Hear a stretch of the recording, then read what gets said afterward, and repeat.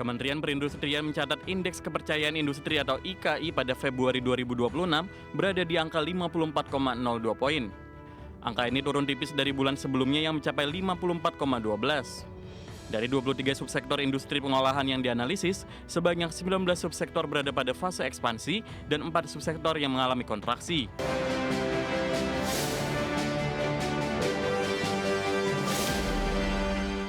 Kementerian Perindustrian mencatat indeks kepercayaan industri atau IKI pada Februari 2026 berada di angka 54,02 poin. Kementerian mencatat 19 subsektor berada pada fase ekspansi dan hanya 4 subsektor yang mengalami kontraksi. Kementerian Perindustrian mencatat indeks kepercayaan industri atau IKI pada Februari 2026 berada di angka 54,02 poin. Angka ini turun tipis dari bulan sebelumnya yang mencapai 54,12. Dari 23 subsektor industri pengolahan yang dianalisis, sebanyak 19 subsektor berada pada fase ekspansi dan 4 subsektor yang mengalami kontraksi. Juru bicara Kemenperin Febri Henry Antoni Arif menyebut, subsektor yang berada pada fase ekspansi berkontribusi sebesar 92,9% terhadap PDB industri pengolahan non-migas. Dua subsektor dengan nilai IKI tertinggi yakni industri pencetakan dan reproduksi media rekaman, serta industri alat angkutan lainnya. Sementara 4 subsektor yang mengalami kontraksi meliputi industri kayu dan barang dari kayu dan gabus, industri barang galian non-logam, industri komputer barang elektronik dan optik serta reparasi, dan pemasangan mesin dan peralatan. Kenapa IKI pada bulan Februari ini tinggi, ya cukup tinggi dan jauh di atas 50, itu karena 19 subsektor yang PDB-nya besar itu ekspansi. Secara umum, Kemenperin mencatat kondisi usaha pada Februari 2026 masih tergolong baik dengan 77,6% responden menyatakan kegiatan usahanya membaik dan stabil. Bahkan, tingkat optimisme pelaku usaha meningkat menjadi 73,5%, sementara pesimisme turun menjadi 3,9%. Jakarta, Ade Firmansyah, ADX Channel. PT Bank Rakyat Indonesia Persero Tbk menutup tahun 2025 dengan kinerja solid di tengah perlambatan ekonomi global. BBRI berhasil membukukan laba bersih 57,13 triliun rupiah hingga akhir triwulan 4 2025 yang ditopang pertumbuhan kredit, struktur pendanaan yang kuat serta perbaikan kualitas aset secara berkelanjutan. PT Bank Rakyat Indonesia Persero Tbk atau emiten berkode saham BBRI berhasil mencatatkan kinerja positif di tahun 2025. Bank plat merah ini telah membukukan laba bersih sebesar 57,132 triliun rupiah sepanjang tahun 2025. Kinerja solid tersebut ditopang pertumbuhan kredit yang sehat, struktur pendanaan yang kuat, serta perbaikan kualitas aset secara berkelanjutan. Capaian tersebut mempertegas peran BRI dalam mendorong pembiayaan produktif dan memperkuat ekonomi kerakyatan.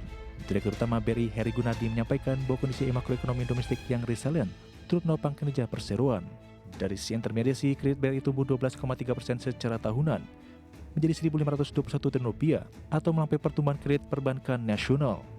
Penyaluran kredit tetap dilakukan secara prudent dengan rasio kredit bermasalah terjaga di level 3,07% dan loan entities menurun menjadi 9,6%. Sementara itu dana pihak ketiga meningkat 7,4% secara tahunan menjadi 1.467 triliun rupiah yang didorong penguatan dana murah yang mendorong efisiensi biaya dana dengan cost of fund turun ke level 2,9%. Hingga akhir tahun 2025 total aset BRI tumbuh 7,02% secara tahunan menjadi 2.135 triliun rupiah. Selain itu rasio kecukupan modal atau KAR yang kuat di level 23,52% turut mendukung BRI untuk tetap memberikan porsi dividen yang memadai bagi pemegang saham. Pada saat ini kondisi permodalan BRI sangat memadai ya, sangat kuat gitu. Sebagaimana tadi disampaikan bahwa KAR kita berada di sekitar 23,52%. Angka ini sangat jauh ya, sangat tinggi dibandingkan dengan apa yang dipersyaratkan oleh regulator. Nah, mempertimbangkan kondisi tersebut, sejogjanya kami memiliki ruang untuk memberikan dividen. Manajemen optimis dengan fondasi fundamental yang kokoh, transformasi berkelanjutan, serta dukungan terhadap UMKM dan ekosistem ultramikro, maka BRI mampu menjaga pertumbuhan yang sehat sekaligus memberikan dampak nyata bagi perekonomian nasional. Komitmen BRI terhadap sektor produktif, khususnya program pemerintah, juga tercermin dari penyaluran kredit usaha rakyat atau KUR sebesar 178,08 triliun rupiah yang telah disalurkan kepada 3,8 juta debitur sepanjang tahun 2025. Dari Jakarta, Tim Liputan ID Action.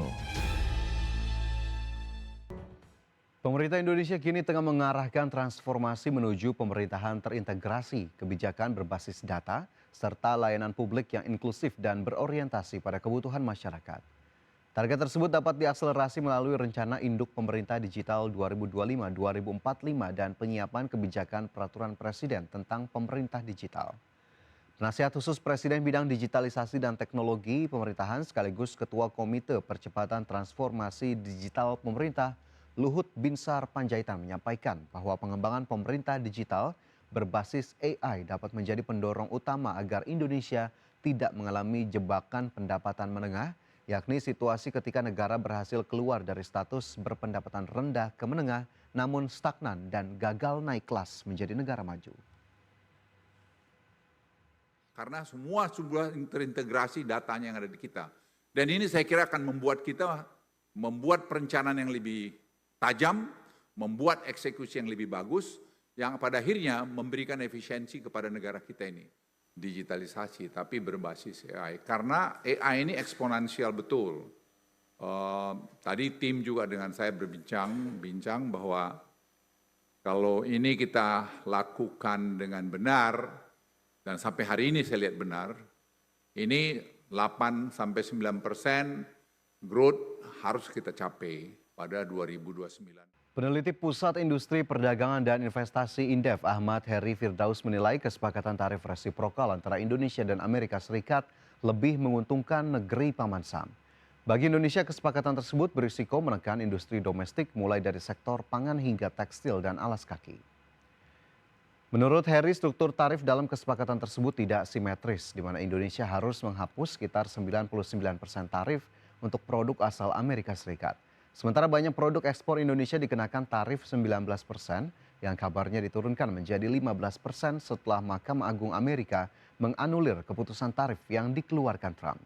Kesepakatan ini juga berpotensi menekan daya saing produk ekspor Indonesia di pasar Amerika, di tengah ongkos produksi domestik yang relatif tinggi dibanding negara pesaing seperti Vietnam dan Malaysia. Jika akses pasar terganggu, penyerapan tenaga kerja di sektor padat karya dipastikan akan terkena dampak.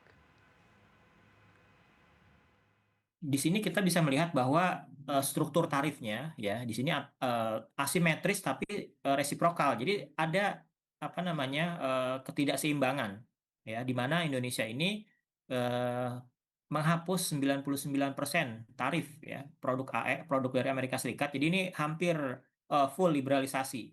Ya, hampir full liberalisasi. Artinya ya bebas masuk sini ya, dari segi tarif bebas. Nah, sementara kita dikenakan tarif 19% untuk beberapa produk ya, untuk banyak lah ya.